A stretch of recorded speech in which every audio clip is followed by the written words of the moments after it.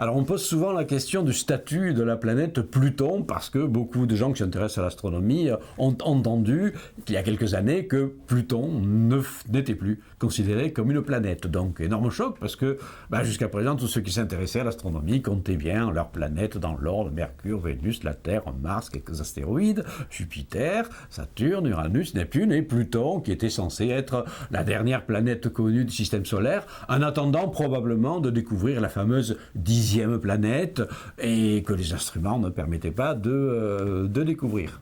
Et de fait, cette 10e planète a bel et bien été découverte dans les années 1990, et puis une 11e, et puis une 12e. Alors c'est quoi ces corps-là? Eh bien ce sont des objets qui ressemblent effectivement à Pluton, certains sont même plus gros que Pluton, ce ne sont pas des planètes gazeuses comme Jupiter, Saturne, Uranus et Neptune, ce sont des corps glacés, comme Pluton. Déjà Pluton se distinguait des autres planètes qui le précédaient, puisque ce n'était pas gazeux, c'était un petit corps solide, rocheux et gazeux. Donc déjà, ça posait un petit peu des problèmes sur l'histoire de sa formation. Certains avaient imaginé, par exemple, que ce pouvait être un ancien satellite de Neptune qui aurait été arraché par les forces gravitationnelles, pour expliquer le fait qu'il soit solide, et non pas gazeux. Voilà. Et d'autres pensaient qu'il pouvait venir de régions plus lointaines du système solaire. De fait, c'est plutôt cette hypothèse-là qui s'est imposée, puisqu'on a découvert qu'au-delà de Neptune, il y a un immense ensemble de petits corps glacés qui occupent ce qu'on appelle la ceinture de Kuiper,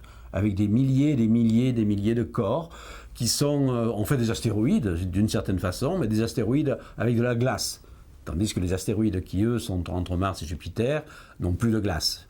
C'est simplement des roches à l'état nu. Voilà. Et donc, les nouvelles planètes qu'on a découvertes au-delà de Pluton faisaient partie de cette ceinture de Kuiper. Donc, les astronomes se sont dit, il y avait un dilemme. Est-ce qu'on va considérer finalement, parce qu'il est évident qu'avec les progrès de l'astronomie, on va découvrir 1, 2, 3, 10, 20, 100 nouvelles planètes. Donc est-ce que le système solaire va s'agrandir quasiment à l'infini avec des planètes? Ou est-ce qu'on s'arrête à Neptune avec une série de corps dont on comprend bien l'origine et les processus de formation, et on va dire Pluton, c'est plus une planète au sens habituel du terme, c'est simplement un représentant important et intéressant d'une nouvelle catégorie de corps célestes que l'on appelle les petits corps glacés du système solaire. Eh bien, c'est la décision qui a fini par être prise lors d'une grande réunion il y a quelques années à l'Union astronomique internationale, aux grandes dames, il faut le dire, des astronomes américains.